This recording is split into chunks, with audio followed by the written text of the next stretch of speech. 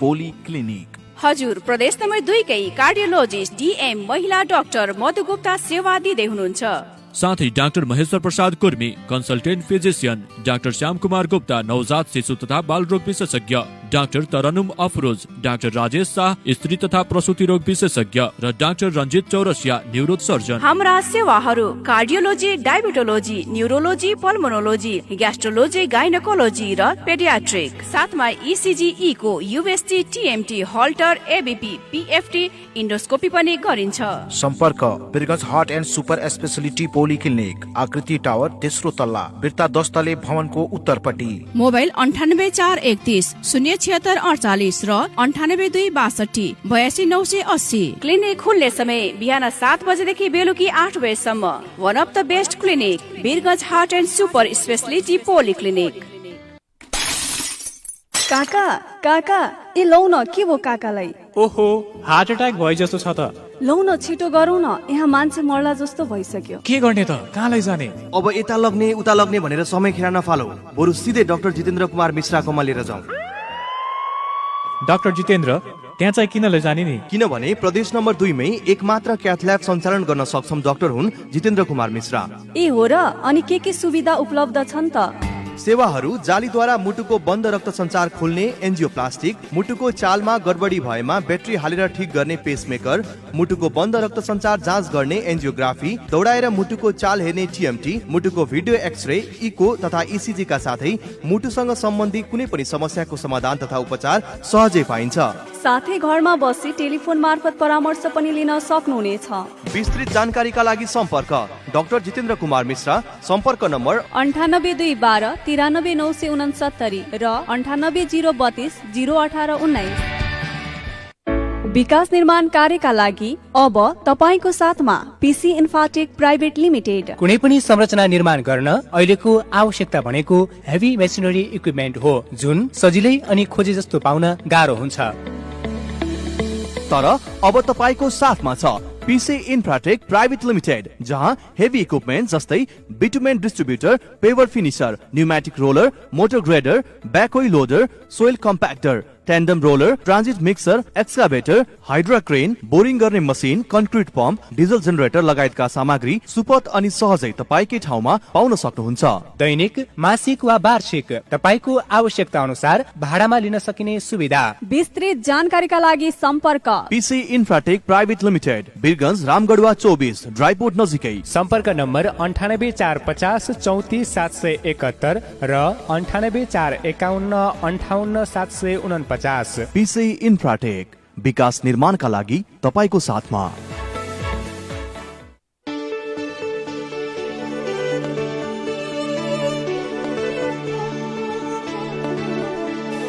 गाउँ सहर सारा गुन्जाउने यो हो रेडियो सान्वी 96.4।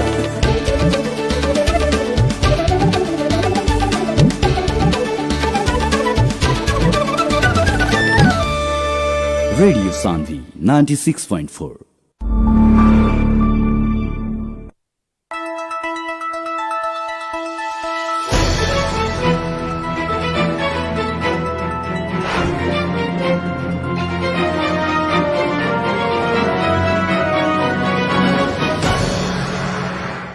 नमस्कार अनि हार्दिक स्वागत गर्न चाहन्छु कार्यक्रम हाम्रो सवालमा। म कार्यक्रम प्रस्तुता डेभिड फान्डे।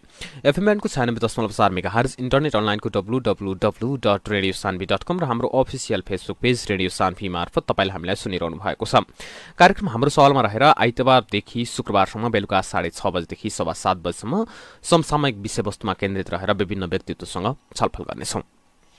अहिले राजनीतिक माहौल र कोरोनाको संक्रमण उही गतिमा नै अगाडि बढिरहेको छ, दौडिरहेको छ। राजनीतिक पनि दौडधुप चलिरहेको छ, कोरोना पनि त्यही अनुसार दौडधुप गरिरहेको छ। कोरोनाप्रति र जनताप्रति राजनीतिक नेतृत्व उत्तरदायी भने देखिँदैनन्। यसैसँग सम्बन्धित रहेर हामीले आज नेपाली कांग्रेसका युवा नेता तथा नेपाल विद्यार्थी संघका पूर्व अध्यक्ष नयनसिंह महरसँग कुरा गरेका छौँ। प्रस्तुत छ यो कुराकानी। सर, स्वागत छ। अहिले कोरोनाको चपेटामा सबै मुलुक छ, देश जनताहरू रोइरहेका छन्, कराइरहेका छन्, छटपटाइरहेका छन्, यहाँलाई थाहा छ। युवा नेताहरू अरू बेला जनता समक्ष पुग्छौँ भनेर चर्का भाषण गर्नुहुन्थ्यो, अहिले जनताले त्यो आभास गर्न पाएनन् नि। धेरै कुरा राज्यको मातहतमा छ। यहाँले पछिल्लो तथ्याङ्क हेर्नुभयो भने राजनीतिक दलहरू, सामाजिक सङ्घ संस्थाहरू अथवा अरू अभियन्ताहरू र गैर सरकारी संस्था समेतलाई पनि सरकारले सदुपयोग गरेर काममा गर्न जान दिएको छैन। हामी व्यक्तिगत रूपले, पार्टीगत रूपले जसरी देशभरि नै समन्वय गरिरहेका छौँ, धेरै कुरा हाम्रो हातमा छैन, राज्यकै हातमा छ। यहाँले देख्नु भएको छ, हामीले बारम्बार कोरोनाको लागि स्पेसल बजेट ल्याएर जनता मर्ने कामबाट रोक्नुपर्छ भनेर हामीले बारम्बार भन्दै आयौँ। यो 16 महिनामा सरकारले जसरी आफूलाई पूर्व तयारी गर्नुपर्ने थियो स्वास्थ्यको पूर्वाधारमा, त्यो नगरेका कारणले आज जुन गति भएको छ, त्यो गतिमा अब अहिले हामी केही मागेर मात्रै 2-4वटा सिलिन्डर मागेर दिने होला, तर अल्टिमेटली त्यसलाई विदेशबाट मगाउने अथवा उत्पादन गर्ने त्यो त्यत्रो ठुलो एमाउन्ट भनेको त राज्यसँग नै हुन्छ। त्यो राज्यले बन्दोबस्ती गर्ने कुरा हामीले गर्न सकिरहेका छैनौँ। तर सामान्य तौरले 2-4वटा अक्सिजन सिलिन्डरहरू सामान्यतया देशभरिका साथीभाइहरू, जनता जति हामीसँग चिना परिचय छ, सबैले हामीलाई भनेका, हामीले चाहिँ जति उहाँले भन्नुभएको छ त्यो अनुसारको हामीले सक्दो काम त गरेका छौँ। तर दिनमा 20औँवटा फोन आउँछ, कहीँ भेन्टिलेटर खोज भन्छ, कहीँ बेड भन्छ, कहीँ अस्पताल भन्छ, कहीँ औषधि भन्छ। लास्टमा फेरि त्यसको बेलुकातिर फोन आउँछ अथवा बिहान फोन आउँछ, मेरो श्रीमान त मर्यो, मेरो छोरा त मर्यो, मेरो बा त मर्यो भनेर फेरि रुँदै फोन आउँछ। यो दर्दनाक कहाली लाग्दो अवस्थामा स्वयं हामीलाई पनि अत्यन्तै ठुलो सकसपूर्ण अवस्था आएको छ। अब तपाईँहरूले दबाब दिन त मिल्थ्यो नि त, अझै प्रमुख प्रतिपक्ष दबाबले यहाँ देख्नुभयो भनेपछि आजै मात्रै पनि हाम्रो पार्टी सभापति को स्टेटमेन्ट आएको छ, पार्टीको केन्द्रीय समिति आएको छ। म कोभिड अनुगमन समितिको सदस्य पनि हो नेपाली काङ्ग्रेसको। कोभिड अनुगमन समितिले मलाई लाग्छ 50औं पटक हामीले पत्रकार सम्मेलन मात्रै होइन, सरकारका प्रधानमन्त्री, स्वास्थ्य मन्त्री लगायतलाई हामीले धेरै पटक हामीले दबाब दियौँ। जनताको स्वास्थ्यका बारेमा खेलबाल गर्न पाइएन, स्वास्थ्य सामग्रीमा अनियमितताका कुराहरू आउनु भएन। भन्दा भन्दै पनि यहाँले पछिल्लो पटक देख्नु भएको छ, भ्याक्सिन जस्तो संवेदनशील विषयमा पनि सरकार भ्रष्टाचार मुक्त हुन सकेन, अनियमिततामा फस्यो। त्यसकारण हामीले गरिरहेको जति थियो त्यो सरकारले सुनिरहेको अवस्था थिएन। त्यसै कारणले नेपाल कम्युनिस्ट पार्टीभित्र जुन द्वन्द्व भएको थियो, सरकारले जनताका लागि गर्नुपर्ने डेलिभरी पुरा भएन भनेर पनि त्यो पनि एउटा कारण थियो। अब अहिले त एमाले र माओवादी भएको छ जुन नेकपा हो। र पछिल्लो पटक नेपाली काङ्ग्रेसले यो 3 वर्षमा, यो अहिलेको पछिल्लो 16 महिनामा नेपाली काङ्ग्रेसले देशको महामारी नियन्त्रण गर्ने सवालमा, कोरोनासँग जुझ्ने सवालमा नेपाली काङ्ग्रेस अहिलेको सरकार केपी ओली प्रधानमन्त्रीको साथमा छ र हामी निशर्त सहयोग गर्छौँ। महामारीसँग जुझ्ने कुरा साझा समस्या हो, यो कुनै पार्टीको होइन भनेर हामी लाग्दै पनि सरकार जहाँ पनि स्वास्थ्य सामग्रीमा होला, औषधिमा होला अथवा भ्याक्सिनमा होला, जहाँ पनि भ्रष्टाचारको नजरले, गिद्धे दृष्टिले मात्रै जनताले कर तिरेको पैसा आफ्ना नेता र मन्त्री प्रधानमन्त्रीले कुम ल्याएर भ्याक्सिनसम्म उपलब्ध नगराउने जुन अवस्था आयो, यहाँले देख्नु भएको छ। आज 1183 दिन यो केपी ओलीको सरकारले गुजारेको छ। उसको 1183 दिन अथवा 3 वर्ष 2 महिना 28 दिन जसरी उसले आफूलाई गुजार्ने एउटा मौका त्यो प्राप्त गरेको छ, यो बीचमा उसले हिजो भनेका कुराहरूमा 1% पनि पुरा गर्न सकेन।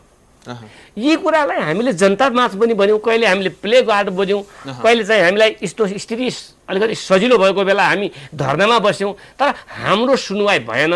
त्यस कारणले अहिले पछिल्लो पटक जसरी प्रधानमन्त्रीले विश्वासको मत लिनु खोज्नु भएको छ, यो सरकार जनताका पक्षमा छैन। सरकार मान्छे मार्ने, फेरि मैले तपाईँले भन्नुभयो अब यति हुँदाहुँदै पनि त फेरि काङ्ग्रेसले पनि त सरकार बनाउन सकेन नि त। यस्तो छ, यो बनाउने भनेको कुनै ठुलो चाहिँ रेस्लिङ खेलेर बनाउने कुरा थिएन। संसदको अनुपात, संसदको अङ्कगणित जुन प्रकारले हामीलाई जनताले म्यान्डेट दिएको थियो, त्यो भनेको 23 सिट प्रत्यक्षतर्फ जम्मै जोडेर 63 हो, घटेर अहिले 61 पुगेको छ। यो सिटले मात्रै, त्यसमा माओवादी थपिएको होला, त्यसमा केही जसपा थपिएको होला, तर संसदको अङ्कगणितले हामीलाई दिएन। भरमजबुत प्रयास नेपाली काङ्ग्रेसको नेतृत्वमा गर्नका लागि प्रयास भएका हुन्, किनकि जनता मार्ने, जनता मर्ने जो दिनानुदिन घटनाक्रम चलिरहेको छ।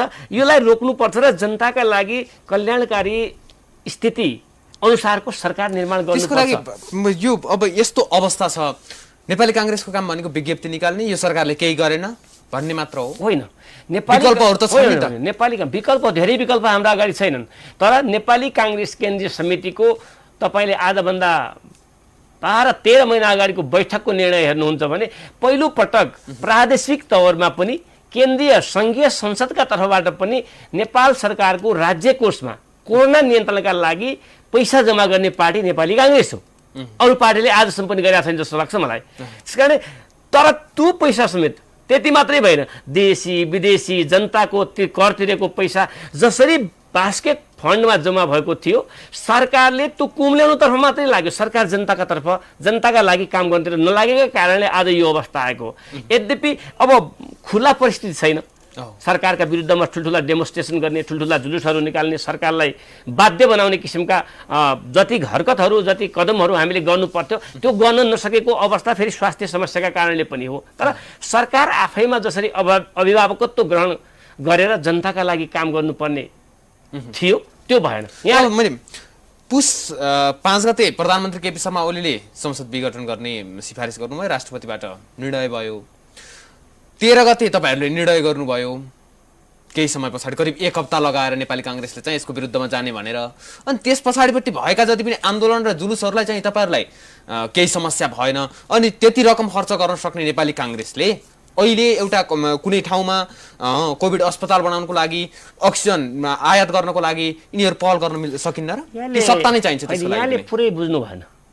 नेपाली कांग्रेस बिहान 8:30 बजे संसद विघटन भएको समाचार पाइसकेपछि 11:30 बजे नेपाली कांग्रेस पदाधिकारीको बैठकले त्यही दिन, त्यही 5 गते नै, त्यही दिन यो अलोकतान्त्रिक असंवैधानिक कदम हो, यसका खिलाफमा जानुपर्छ भन्ने बैठकको निर्णय छ। बैठकले निर्णय गर्यो, निष्कर्ष निकाल्यो। 13 गतेदेखि बल्ल त्यसको विरुद्धमा जाने भयो। त्यही दिन पनि डेमोन्स्ट्रेसन, हामी सडकमा त्यही दिन पनि गएका छौँ, यहाँ नदेखे मात्रै हो। संगठित रूपले पार्टीको विरोध कार्यक्रम 13 देखि स्टार्ट भएको होला, त्यो आफ्नो ठाउँमा छ। तर हामीले नेपाली कांग्रेस केन्द्रीय समितिका पदाधिकारीहरूको बैठकले आधिकारिक निर्णय गरेर नेपाली कांग्रेसको सम्पूर्ण स्ट्रेन्थ सरकारको अलोकतान्त्रिक कदमका विरुद्ध गएको हो। र यहाँलाई मैले फेरि त्यही पुनरावृत्ति गराउनुपर्छ। एउटा पार्टी, एउटा व्यक्ति तपाईले 1900 को एउटा अस्पताल बनाएर 200 बेडको आइसोलेसन बनाएर धेरै हुनेवाला छैन। राज्य नै हो हाम्रो अभिभावक, तपाईले सुन्नु, राज्य नै हो। यसकारणले हामीले त्यो बडो सदाशयताका साथ राज्यलाई सहयोग गर्नुपर्छ, राज्यले जनताको संरक्षण गर्छ भन्ने सवालमा हामीसँग भएको जति फन्ड थियो, जति उठाएका थियो, त्यो पैसा हामीले नेपाल सरकारको कोरोना जो राहत कोष छ त्यहाँ हामीले जम्मा गरेका छौँ। तर सरकारले त्यसको समय सदुपयोग गरेन। आज मलाई लाग्छ 20 अर्ब जतिको पैसा खर्च भएको होला, तर त्यो पैसा कहाँ खर्च भयो भन्ने कुरा पनि आज कुनै लेखाजोखा छैन। भ्याक्सिनको पछिल्लो पटक संसारको थुप्रै राष्ट्रहरूले भ्याक्सिनलाई प्रभावकारी बनाएका छन्, तर नेपालमा आज तपाईले तथ्याङ्क हेर्नुभयो भने 98.7% जनताले खोप लाउन पाएका छैनन् आजका दिनसम्म। भनेपछि सरकार डिग चलेन। जस्तै अन्तर्राष्ट्रियबाट पनि अहिले सामान ल्याउन सक्नु पर्थ्यो। त्यसको लागि त पहल त गरिरहेको छ। म यहाँलाई पहल कहाँको पहल भयो? पहल भएको भए त यस्तो हुन्छ। म यहाँलाई दक्षिण एसियामै भारत पछाडि चाहिँ दोस्रो खोप पाउने मुलुक त दोस्रो खोप होइन, भुटानले त्यहाँ त्यत्रो जम्मै सम्पन्न गरिसकेको छ। खालि यहाँ कुरा नबुझेर मात्रै त्यो कुरा आएको हो। कहिले कुरा दक्षिणी एसियामै स्वास्थ्यका पूर्वाधार र जनशक्तिको अभावको स्थिति हेर्ने हो भने सबभन्दा दयनीय अवस्था नेपालको छ। र अहिले मृत्युदर र रोगको जसरी संक्रमण फैलिएको छ यो पनि यहाँले हेर्नुभयो भने त्यो पनि सबैभन्दा बढी नेपालमा छ, भारतभन्दा पनि जित्या छ डाटामा हेर्नुहुन्छ भने। त्यसैले यो बाहिर कुरा ल्याउने कुरा भन्नुभन्दा पनि यी जति गर्यो यी गलत भएका छन्। यी गल्तीहरूलाई सुधारेर सरकार अगाडि बढ्नुको विकल्प छैन। यहाँले भनेको जस्तै नेपाली कांग्रेस पार्टीले धेरै नेताहरू लाग्नु भएको छ। सिन्धुपाल्चोकमा मोहन बस्नेतजी त्यत्रो काम गरेर अगाडि बढ्नु भएको छ। उता राजीव शाहजीले आफ्नो काम अगाडि बढाउनु भएको छ। यस्ता स्थानीय तवरमा हाम्रा थुप्रै साथीहरूले इन्डिभिजुअल संस्थागत रूपले थुप्रै काम गरेका छन्, देखिने किसिमले काम गरेका छन्। तर नेपाली कांग्रेस पार्टी, पाण्डेजी तपाईँ पत्रकार, मैले व्यक्तिगत लगानी गरेर धेरै हुने अवस्था छैन। अहिले मलाई धनगढीबाट साथीहरूले हिजो फोन गर्दै थिए, हामी 5-7 करोड रुपियाँ पठाइदिन्छौँ, चाइनाबाट हुन्छ कि अथवा भारतबाट हुन्छ, हामीलाई अक्सिजन चाहियो, दिनको 14-15 जना मान्छे मर्न थाले, यसको लागि पहल कदमी गर्नु पर्यो भन्दै हुनुहुन्थ्यो। अब यो पहल कदमी नेपाली काङ्ग्रेस पार्टीले त स्टेटमेन्ट पनि निकाल्यो, वरिष्ठ नेताले हिजो विदेशीसँग पनि उहाँले आफ्नो कुरा राख्नु भएको छ वक्तव्य मार्फत भए पनि, तर अल्टिमेटली हाम्रो आधिकारिक निकाय त सरकार हो नि। सरकारले नगरिकन, सरकारले पत्र नपठाइकन, सरकारले कूटनीतिक पहल कदमी नगरिकन त त्यो काम हुन सक्दैन। सरकार म यहाँलाई भन्दैछु अलिकति 14 खर्ब भन्दा बढी नेपालमा अहिले नेपालको ऋण छ, 14 खर्ब भन्दा बढी, 50,000 प्रति व्यक्ति ऋण पुग्ने अवस्था अहिले विद्यमान छ। यति यो अवस्था कहाँले लाग्दो अवस्था त छँदैछ। यति बेला 40-50 अर्ब खर्च गरेर हाम्रो सरकारले चीनबाट होला, अमेरिकाबाट होला पैसामा किनेर पनि किन स्वास्थ्य सामग्री नल्याउने, किन अक्सिजन नल्याउने, किन औषधि नल्याउने, किन भेन्टिलेटर नल्याउने र यत्रो अवस्थामा जनतालाई बिचल्ली किन पार्ने? सरकारको कुनै केपिओले त आफ्नो घरको खेतबारी बेचेर त दिनुपर्ने त होइन।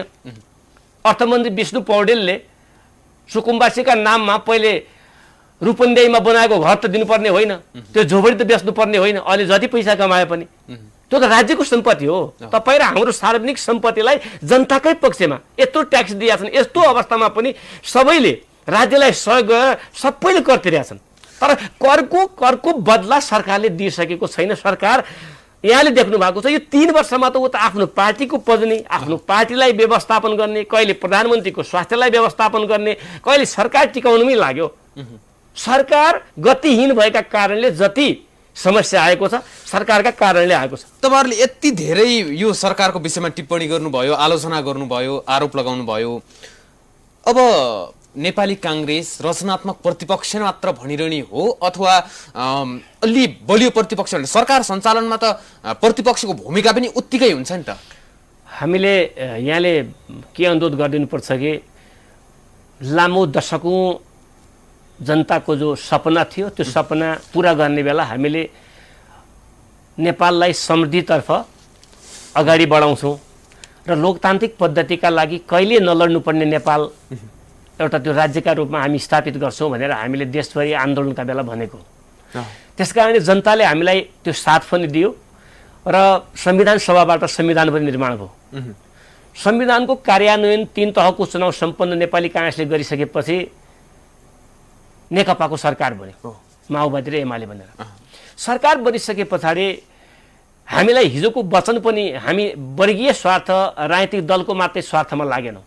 हामी जनताको हित हुने काम, स्थिर सरकार, समृद्ध जनता, सुखी नेपालीको नारा दिएको नेपाल कम्युनिस्ट पार्टी त्यसले राम्रो गर्छ भने त जनताको सुखी गर्नु नै हो। अल्टिमेटली जनताको लागि सेवा सुविधा पुर्याउने हो, जनताको हितका पक्षमा, राज्यको समृद्धिका पक्षमा यदि सरकार काम गर्ने हो भने त्यो सरकारलाई बिना शर्त हाम्रो सहयोग हुन्छ भनेर हामी बसेकै हो, सत्य कुरा हो। तर सरकारले त्यो हाम्रो सहयोगलाई पनि दुरुपयोग गर्यो, त्यसको पनि अवमूल्यन गर्यो। यसै कारणले हामीले पुसको 5 गते संसद विघटन भयो। हामीले मङ्सिरको 29 गते देशव्यापी 77 जिल्लामै हामीले विरोध कार्यक्रम गरेका थियौँ। त्योभन्दा अगाडि पनि गरेका थियौँ, तर त्यो सशक्त थियो। सरकारका खिलाफमा अब नेपाली कांग्रेस यदि चनाखो भएर लड्न सकेन, जनताका पक्षमा लड्न सकेन भने जनताका भएका हक अधिकार पनि यसले खाइदिन्छ। सर्वत्र सत्तावादी सोचका साथ नेपाललाई कंगाल पनि बनाइदिन्छ। किनकि भ्रष्टाचार, यहाँ त भ्रष्टाचारको गन्ध हरेक ठाउँमा काण्डहरूका फेरिस्ती हेर्नुहुन्छ भने 1800 भन्दा बढी काण्ड भएका छन्। म यहाँ बुक ल्याउने बिर्सेँ, मैले महाकाण्ड भन्ने बुक निकालेको थिएँ, ल्याउँछु भन्दा छुटेछ। 1800 भन्दा बढी, यो सरकारको पालाको 1800 भन्दा, यो सरकारको 3 वर्ष सरकारको क्रियाकलाप के भएन?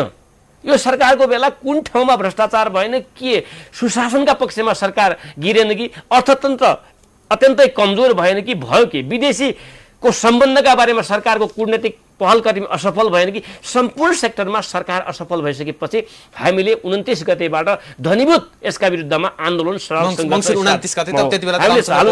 चालु गरेका थियौँ।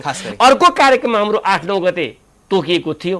त्योभन्दा अगाडि 5 गते संसदको विघटन भइसकेपछि हाम्रो उल्टो अर्कोतिर लाग्नुपर्ने भयो।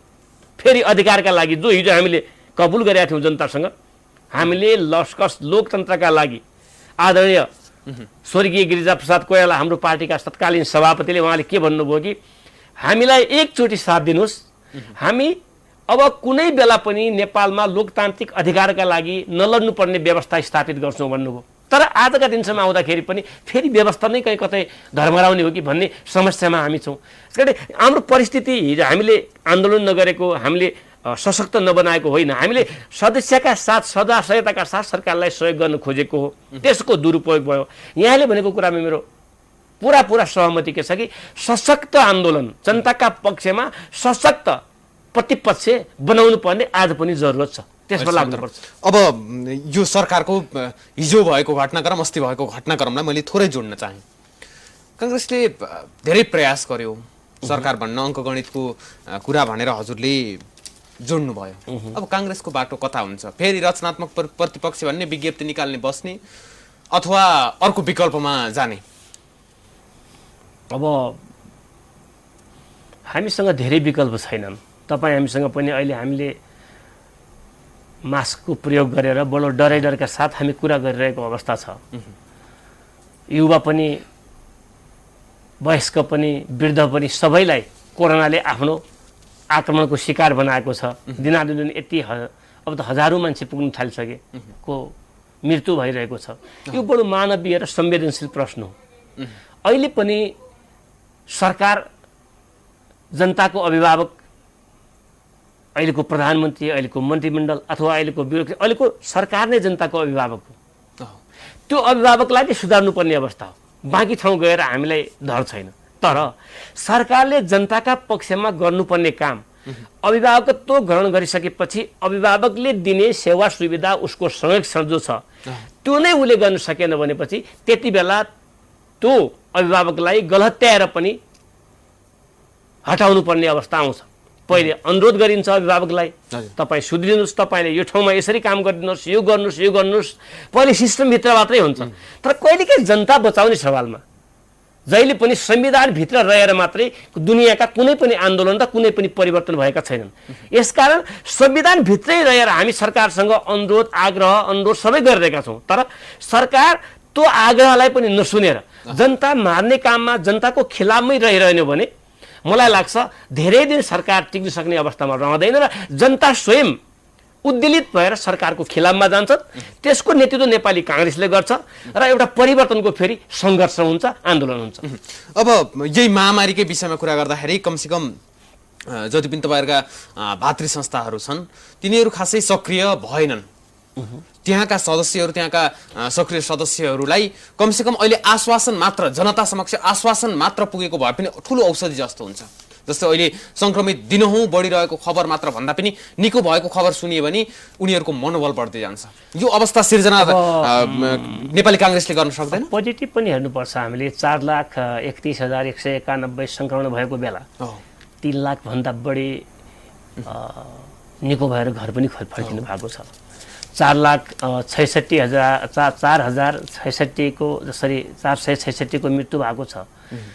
त्यो सँगसँगै 1 लाख जति एकदम क्रोनिक बिरामी छन्, सङ्क्रमणको शिकार भएका छन् जो भन्दैछन्। यिनको पनि स्वास्थ्यको ख्याल गर्नुपर्ने अवस्था छ। त्यसकारण भारतीय संस्थालाई मात्रै लगाएर मात्रै धेरै कुरा हुनेवाला छैन। तर यहाँलाई म भन्दैछु, तर यहाँलाई कुरा के हो कि त्यही अभिभावक जसले आजसम्म सर्वदलीय संयन्त्रका माध्यमले सबै पोलिटिकल पार्टीहरूका भोलिन्टियरलाई युनाइटेड रूपले, एकीकृत रूपले कोरोना विरुद्धको लडाइँमा, युवाहरू त सकिन्छ नि त, लडाइँमा जनताको सेवाका लागि जनतालाई आश्वस्त पार्नु पनि पर्ने छ। औषधि मात्रै दिनुपर्ने छैन, भेन्टिलेटर मात्रै दिनुपर्ने पनि छैन, सचेतना जगाएर जनतालाई ढाढस दिनुपर्ने पनि छ। त्यो ढाढसका लागि पोलिटिकल पार्टीको युनाइटेड जो युनिफाइड एउटा संयन्त्र भएको भए, एकीकृत संयन्त्र निर्माण भएको भए त्यसले रोगका विरुद्धमा साहसै निर्माण त गर्थ्यो, कम्तीमा साहस त निर्माण गर्थ्यो। र केही कुनै बेमानी भएको छ, सरकारको बजेट मैले भने 20 अर्ब बजेट खर्च भएको छ, त्यो बजेट कहाँ गयो भन्ने सवालमा त्यसलाई खोजीनीति गर्थ्यो होला। स्थानीय निकायले कुनै पालिकाले त 5 करोडसम्म पनि खर्च गरेका छन्, 10 करोड पनि खर्च गरेका छन्, 90 लाखदेखि करोडौँ पैसा पालिकाले कोरोनाका नाममा खर्च गरेका छन्। तर कहाँ छ त त्यो खर्च भन्दाखेरि हेर्ने अवस्था आउँथ्यो नि त। प्रदेश सरकारहरूले त्यसै सुदूरपश्चिम सरकारको मात्रै मैले कुरा गरेँ भनेपछि 65 रुपियाँमा खाना खुवाएको छ एउटा सामाजिक सङ्घ संस्थाले भारतबाट आउने मानिसलाई। उसले 385 रुपियाँको बिल पेश गरेको छ प्रदेश सरकारले। त्यही बात हो भनेपछि यत्रो ठुलो भ्रष्टाचारमा जसरी केन्द्रदेखि तल्लो लेभलका सरकारहरू लागेका छन् तिनलाई पनि तिनको काम पनि मोनिटरिङ गर्थ्यो त्यो संयन्त्रले। त्यो संयन्त्र आजसम्म बन्न नसकेका कारणले सरकारले के गरिरहेको छ मैले यहाँलाई भने 50 अर्ब पैसा हामीले गैर सरकारी संस्था मार्फत खर्च हुन्छ। तर आज तिनै गैर सरकारी संस्थाहरू जस्तै पोलिटिकल पार्टीका संयन्त्रहरू सङ्घ संस्थाहरू अथवा सामाजिक सङ्घ संस्था नागरिक समाजले काम गर्ने जो अपेक्षा राखेको थियो त्यो अपेक्षा पनि सरकारले उहाँनुए भनिदिएको छ। एकद्वारा भनेको छ सरकार के चाहन्छ कि आफ्नो कुकृत्य जो आफ्नो गलत क्रियाकलाप हो त्यो गलत क्रियाकलापलाई अरूले फेरि एक्सपोज गरिदिन्छ भनेर ऊ आफू मात्रै काममा जान खोजिरहेछ। गैर सरकारी सङ्घ संस्थाहरूको त्यत्रो क्षमता त्यत्रो लगानी पनि उसले प्रयोग गर्न खोजिरहेको छैन। यो अवस्था भएका कारणले हामी भातृ संस्थाका माध्यमले मात्रै होइन कि नेपाली काङ्ग्रेसका तर्फबाट 1.5-2 लाखजना भोलिन्टियरहरू यसको लागि अब चाहिँ 2-4 दिनमै हरेक आफ्नो आफ्नो सेक्टरमा पठाउने कुरा हुँदैछ। अब हाम्रो पछिल्लो पटक हामीले सक्रिय सदस्य बनाउनु खोजेको 9 लाखभन्दा बढी छ। त्यसको आधी जाति हामी भोलिन्टियरी काम गर्छौँ भन्ने साथीहरू पनि आउँछन् जस्तो मलाई लाग्छ। त्यो कुराकानी पनि पार्टीको बिचमा छलफल भइरहेको छ। यसकारणले एउटा स्वयंसेवी पार्टीका नाताले स्वयंसेवी पार्टीले आफ्ना सम्पूर्ण भातृ संस्थालाई पनि यहाँले भनेको जस्तै यो जनतालाई दुःख परेको बेला जनतालाई वेदना परेको बेला हामी अगाडि जान खोजिरहेका छौँ। अब यहाँले त यहाँलाई थाहा छ 35 लाख मजदुरहरूले खान नपाउने अवस्था आइसक्यो। अहिले सडकमा छन्। उनीहरूको राहतको व्यवस्था पनि हामीले मैले व्यक्तिगत गएर पुग्दैन, अलिकति थोरै मात्रै पुग्छ। त्यो राज्यले नै गर्ने हो, राज्यले गर्नुपर्ने हो। तर यति बेलासम्म केही पनि राज्यको उपस्थिति देखिएको छैन। हस्, यो समयको लागि धेरै धेरै धन्यवाद। धन्यवाद पाण्डेजी। हवस् त, आजको लागि कार्यक्रम हाम्रो सवाल यति नै। अर्को नयाँ श्रृङ्खलामा नयाँ विषयवस्तु सहित उपस्थित हुनेछौँ। तबसम्मका लागि बिदा दिनुहोस्। नमस्कार।